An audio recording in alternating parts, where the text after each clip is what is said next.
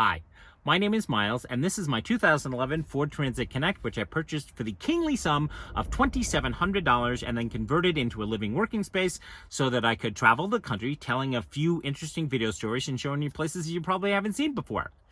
If you'd like to see those stories, they are currently linked down below in the description. Please go follow the links, like, comment, share, and subscribe. You really helping me out. As the title of this video says, we're going to talk about number 2 and the how-to. One more thing, if you see me looking down and then, that's because I'm looking at my notes and referring back to them constantly. So there's a lot to get through. Let's get into it. I live in a small space, 24 square feet actually. I have a kitchen, a sink, a stove, all of which I keep under the cabinet here. I have 430 amp hours of battery power, which can be charged while I'm driving or off of solar, off of 200 watts of solar power, or when I'm plugged into shore power. I have a max fan, as well as a dimmable 12-volt light system, and I have a full bed that stretches out directly to where the camera is sitting right now. Oh, and I forgot to mention, I also have a 12-volt 53-quart fridge. Consequently, the build was designed to optimize space, functionality, and can operate in a stealth mode constantly if I need to. Basically, on the outside, if you're looking in, it looks like a work van. If you're looking at it from far away, it still looks like a work van. So it's basically a stealth build. The question I get asked once people realize that I live in here, how do you live in that thing? The question that they're really asking isn't how I live in here. It's how do you do your in there. And the is really the number 1, number 2, and last but not least, how do I shower in here? In this video, I'm going to go over the most common answers to that singular question. So let's get into it. But before we do me a solid, hit that like button down below if you like this stuff and you find it useful.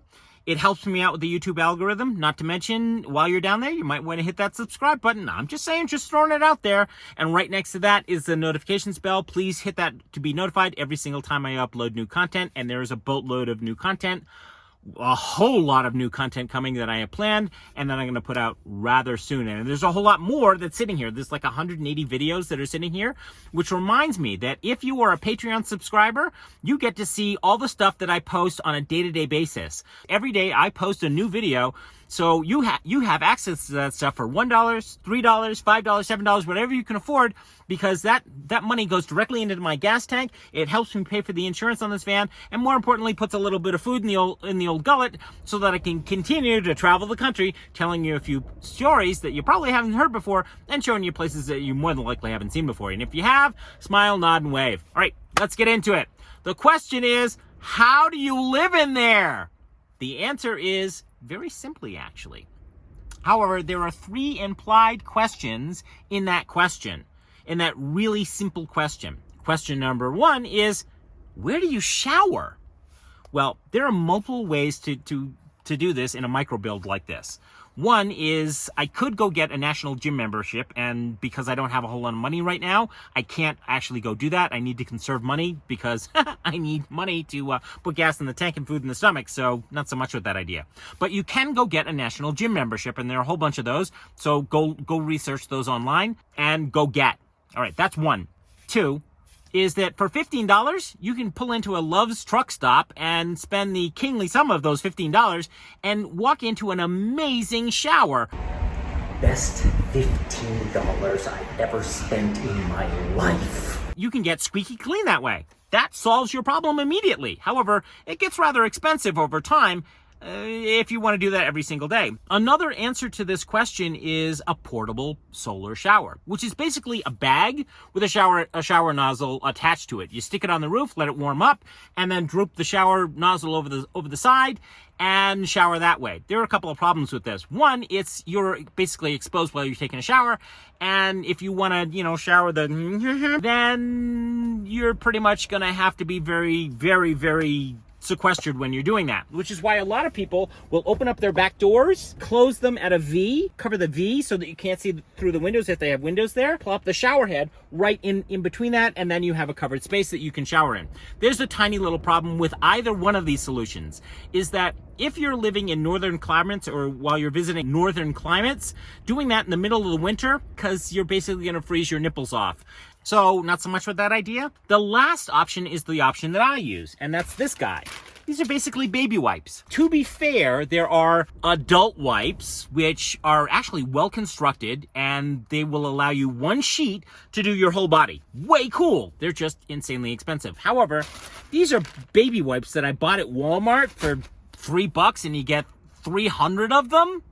Do the math. So that's how I shower in here, and it's really not a shower. And I just want to dovetail something I said a little bit earlier, and that's that once you're on the road for a little while, you think that you absolutely need to shower every single day. Now, I'm not going to argue somebody else's hygiene issues. That's not why I'm mentioning this stuff. I'm simply pointing out that as time goes by, you realize that you don't need to shower as often as you think you do. And the reality is that showers are a modern convenience that up until about 70 years ago was a luxury. Craziness. In today's world, that's a convenience. However, when you don't have access to those things, then taking a shower with a baby wipe is not such a ludicrous idea. Question number 2. Where do you pee?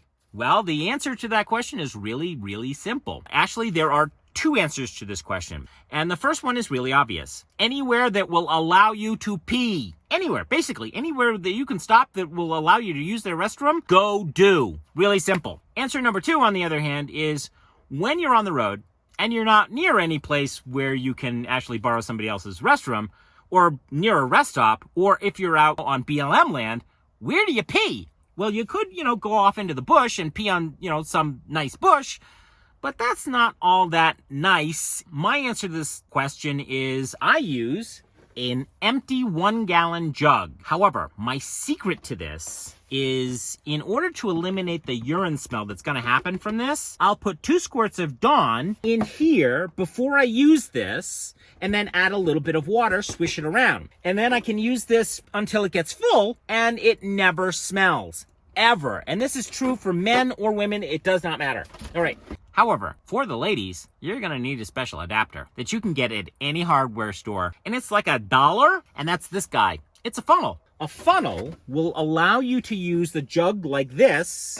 You just pop the funnel into the mouth of the jug like that, and you're good to go. Literally. And now on to the question that you're all wanting an answer to. How do you poop in here, Miles? Truth be told, there are a lot of options here. One is a compact toilet. There are loads of them on the market, so I'm not going to mention one or recommend one here. The problem with them, actually there are 2 problems with them, is the smell and the chemicals that are used to disperse that scent and the breakdown of the fecal matter. Another is a composting toilet. These are wonderful, amazing devices, but they're insanely expensive. Not to mention, in a micro camper like this, they're not all that practical. There's basically no space for one. If I had had a composting toilet in here, I would have had to have removed my refrigerator, and I literally have no space for anything else. I could build my own, which was originally part of the build, but it got dropped out to time and money. So version 2.0 of the build will actually have a composting toilet that I build on my own. So if a compact toilet is out and a composting toilet is out because it's insanely expensive and it takes up a lot of space, what's left? Question number 3 is, where do you poop, Miles? And the answer to this question is really simple. In a bucket. Basically, I open the bucket, poop, close the bucket. Simple. How hard is this? However, let's talk cheap and then let's talk expense. There's a simple and cost-effective way to do this. One way is to go to a hardware store, or even a Walmart really, and get a 5-gallon paint bucket jug with a lid. The bucket will cost you about $3 to $5, I'm not exactly certain, and the lid will cost you another $2. And if you want a cheap seat that you can actually sit on so that you're not sitting on the rim of the hard plastic rim, next you get yourself basically a toilet seat and you're good to go. How hard is that?